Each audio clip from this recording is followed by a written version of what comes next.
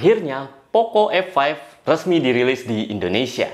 Sebuah seri legendari dari Poco ya, F-series, tapi kali ini katanya nggak pakai Snapdragon seri 8 lagi seperti pendahulu-pendahulunya. Malah pakai seri yang lain. Assalamualaikum warahmatullahi wabarakatuh. Salam sejahtera, shalom, om swastiastu, namo buddhaya, salam kebajikan. Halo Nets, thanks lu udah balik lagi ke channel Alif Sodik ini. Dan di video Om Gadget kali ini gue mau bahas Poco F5. Tapi sebelum gue bahas lebih lanjut, mari kita unboxing dulu. Nah, ini dia kotaknya, ada tulisan jelas Poco F5 di sini. Warnanya juga khas Poco ya, warna kuning dan abu-abu. Di belakang ada unique selling point-nya yang justru di chipsetnya ternyata nih. Ini pakai Snapdragon 7 Plus Gen 2, 7 Plus Gen 2 ya. Pas kita buka, ada kotak kuning yang isinya ada SIM ejector. Kemudian ada buku-buku manual, ada stiker khas Poco, dan ada kartu ucapan dari Poco Indonesia yang agak beda nih kayaknya. Ini sekarang bisa dijadiin pembatas buku. Oke, nextnya ada jelly case transparan. Lanjut, ini ada unit Poco F5-nya, terus di bawahnya itu ada charger 67 watt, cukup besar, ada kabel data USB-A to USB-C. Terus, oke, nggak ada apa-apa lagi di sini. Nah, sekarang langsung aja kita buka unit Poco F5 yang gue cobain ini, warnanya putih. Mereka sebut Sandstorm White. Kita tur dulu, di sebelah bawah ada speaker, ada lubang mic, ada port USB Type-C, dan juga ada SIM tray. Di bagian atas ada speaker juga, ya, speakernya stereo berarti. Ada jack audio 3,5 mm masih ada, terus ada lubang mic lagi, ada infrared blaster. Nah, masih ada juga ternyata infrared blasternya, jadi komplit banget.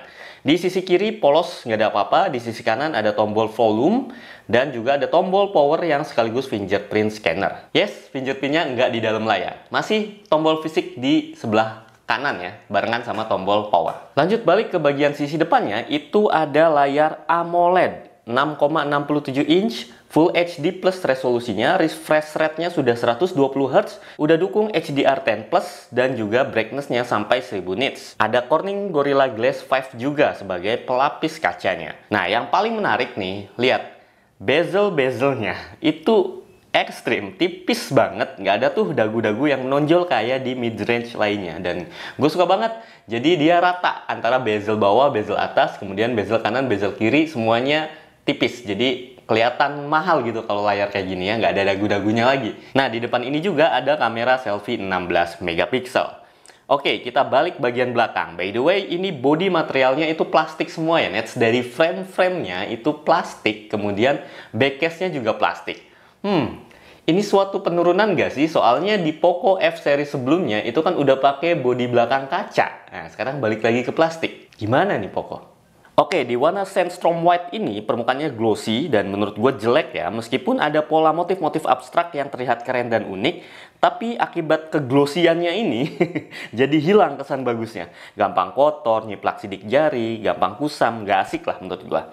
Ya, untuk varian sebenarnya dia ada 3 varian warna ya, Nets. Selain si Sandstorm White ini, ada varian Carbon Black. Dan Carbon Black-nya itu sama seperti yang putih. Dia permukaannya glossy, gampang kusam, gampang kena sidik jari, dan gripnya juga kurang enak, licin.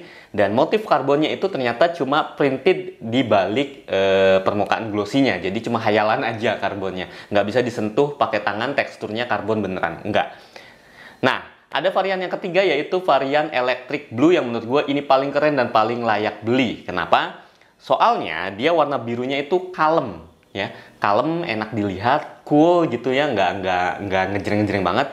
Tapi di bagian lingkaran kameranya itu ada warna biru terang yang menurut gue itu kontras banget dan jadi perpaduan warna yang asik dan itu keren. Kemudian permukaannya juga doff ya, nggak glossy dan gripnya enak, nggak licin, ada tekstur di tangan tuh kelihatan di tangan tuh berasanya enak gitu ya. Terus ini jadi nggak nyiplak sidik jari dan nggak gampang kotor. So, pilihan terbaik menurut gue adalah si warna Electric Blue ini. Next, di bagian belakang pula ada triple kamera dan flash. Kamera utamanya 64 megapiksel, aperture f1.8 dan udah punya OIS alias Optical Image Stabilizer. Ada ultrawide 8 megapiksel dan makro 2 megapiksel. Nah, kita bahas sedikit kameranya. Untuk menu-menunya ada foto, video, night mode, dokumen, pro, portrait. Terus di bagian tambahan ada mode full 64 megapiksel, ada mode vlog, time-lapse, short video, slow motion, long exposure, dan panorama. Untuk video, kamera belakang support Full HD 60 fps dan 4K 30 fps. Padahal kan chipsetnya kenceng banget ya, Nes ya. Kenapa nggak di-unlock sampai bisa dukung 8K gitu atau 4K 60 fps? Gue rasa sebenarnya chipsetnya dukung karena kencang banget. Cuma nggak tahu ya, antara ISP-nya atau apanya yang nggak dukung gue nggak ngerti. Tapi sayang gitu jadinya. Next, untuk kamera depannya cuma support Full HD 60 fps, nggak bisa 4K. Oke, untuk hasil gue cuma cobain sekilas di indoor yang suasananya terang benderang kayak gini. Jelas saja hasilnya jadi bagus ya. Warna antara kamera utama dan ultrawide itu konsisten sama, bagus. Kamera makro juga dapet detailnya. Untuk kamera depan, potretnya juga oke. Dan gue belum bisa bilang ini kameranya bagus karena belum coba di malam hari dan kondisi yang lainnya. Ya, sekilas aja sih kameranya menurut gue so-so. Tidak ada yang spesial dari kameranya, cuma nggak jelek. Ini bagus kameranya.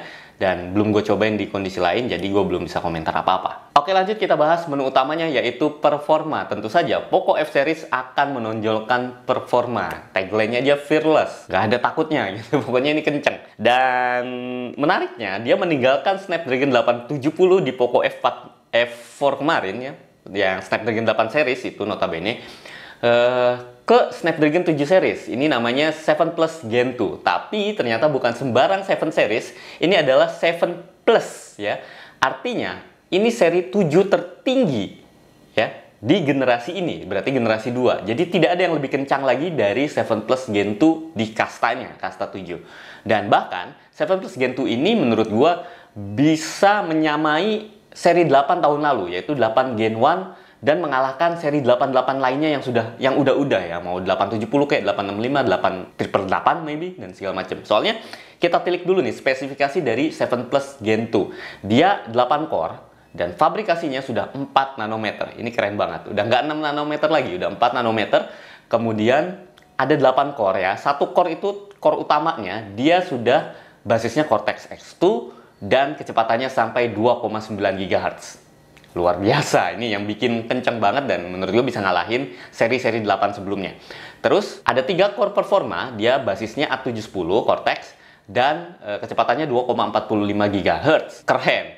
Terus ada performa biasanya, performa hariannya ada 4 core, basisnya Cortex A510 dan itu kecepatannya sampai 1,8 GHz. So semua bagian core-nya itu kencang-kencang sebenarnya, baik untuk daily, harian, untuk performa, dan core utamanya yang ngebut banget ini 2,9 GHz didukung GPU Adreno terbaru dari Snapdragon, yaitu Adreno 725 ya. Dan ini kencang banget renderingnya, so dia termasuk ke golongan chipset Snapdragon yang ada Snapdragon Elite Gaming-nya. Kalau di tes AnTuTu Score itu sampai 1 juta lebih, dan ini akan melibas game-game apapun favorit lu, Nets. Jadi nggak usah pakai chipset seri 8 lagi. Dengan 7 Plus Gen 2 aja itu semua game sudah support dan lancar di mainnya. FPS-nya bagus dan lain sebagainya. Ini keren banget. Karena ada Snapdragon Elite Gaming, jadi ya pokoknya keren lah. Ini cocok banget buat lu yang emang tujuan beli handphone untuk main game kelas berat. Nah, untuk performa hariannya gimana? Ini untuk performa harian juga menurut gue smooth banget. Ya, ada dukungan dari RAM. Dia punya 2 varian ya nantinya. Ada RAM 8GB dan juga ada RAM 12GB. Jelas yang 12GB ini nantinya akan bikin kegiatan harian lu, pekerjaan harian lu jadi lebih smooth lagi. Untuk multitasking bisa buka banyak apps dan lebih lancar juga. Dan untuk semua varian, ini memori internalnya sudah pakai 256GB dengan jenis UFS 3.0.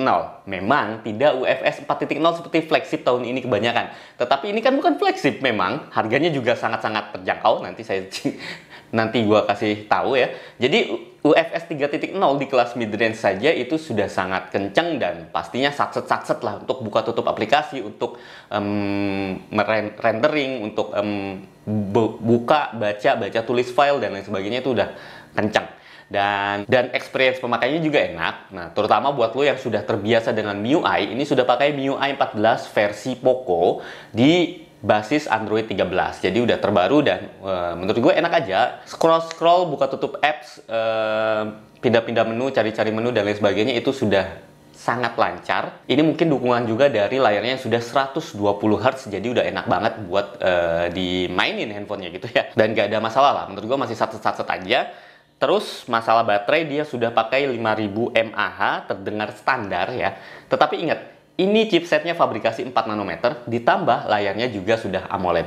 Jadi akan sangat irit banget hardware-nya, so baterainya gue yakin durasinya akan lebih panjang lagi. Plus charger 67 watt-nya diklaim bisa charge dari 0 sampai 100 cuma sekitar 46 menit saja. Jadi nggak nyampe sejam, dan ini bagus gitu ya. Jadi bisa on terus kita ya. Low battery dikit, cas sebentar, langsung on lagi, full lagi. Fitur tambahan ya banyak ya, ada gyro hardware tentu saja, ini cocok buat game. Ada NFC, ada IP rating 53 anti cipratan air. Kemudian tentu saja masih ada infrared blaster. So, layak dibeli nggak sih? Menurut gua layak sih, mengingat harganya untuk yang varian 8/256 GB itu dijual 5 juta. Kemudian untuk yang 12/256 itu dijual 6 juta. Menurut gue di harga segitu, kalau soal adu-adu ngebut dan juga spesifikasi, Poco F5 ini nggak ada lawannya. Jadi nggak ada brand lain yang menyamai Poco F5 dari hal spesifikasi di kelas harga, yaitu 5 juta sampai 6 juta tadi. Tetapi kalau misalnya lu mau incer kameranya, ya, kameranya ini speknya ya, dan juga mungkin hasilnya itu di brand lain banyak yang lebih bagus, Nets. Banyak yang bagus. Jadi pilihannya memang agak-agak susah. Di 5 jutaan ini pilihannya ada yang lebih bagus gitu di brand-brand lain dari segi kamera. Tapi dari segi adu ngebut ya kenceng-kencengan tidak ada lawannya. Poco F5 adalah pilihan yang terbaik menurut gua. So, jadi cocoknya ya memang untuk kalian yang mau cobain handphone untuk game berat tetapi tidak punya budget untuk beli flagship beneran yang harganya bisa 8 juta, 10 juta, bahkan lebih dari 10 juta. Nah, ini tuh udah kenceng banget. Nggak perlu beli yang Snapdragon 8 lagi. Yang Snapdragon 7 Plus Gen 2 ini udah sangat-sangat mumpuni untuk game berat. Dan harganya cuma 5 juta gitu, separuh daripada flagship beneran. Jadi pilihan memang ada di tangan lu. Dan buat lu yang mau beli Poco F5, itu mulai dijual hari ini. Hari ini launchingnya 27 Juni, Nets. Dan linknya udah gue sertakan di deskripsi, atau misalnya di Instagram, itu di bio gue. Jadi klik aja linknya di deskripsi maupun di bio Instagram gue. So, selamat berburu Poco F5, mudah-mudahan lu dapet flash sale-nya, silahkan war. Thanks buat lu yang udah nonton video ini dari awal sampai habis. Silahkan share video ini kalau misalnya dirasa bermanfaat dan teman kalian butuh. Like, subscribe, dislike, bebas lah suka-suka kalian, dan kita diskusi di kolom komentar. Sampai jumpa di video selanjutnya. Gua Sodik pamit. Wassalamualaikum warahmatullahi wabarakatuh. Dadah. Oke, Poco F5. Ada satu lagi sebenarnya yang rilis hari ini, itu Poco X5 Pro, tapi gue belum sempet nyobain ya. Kemarin adanya Poco F5 doang. X5 Pro kayaknya juga lebih oke ya.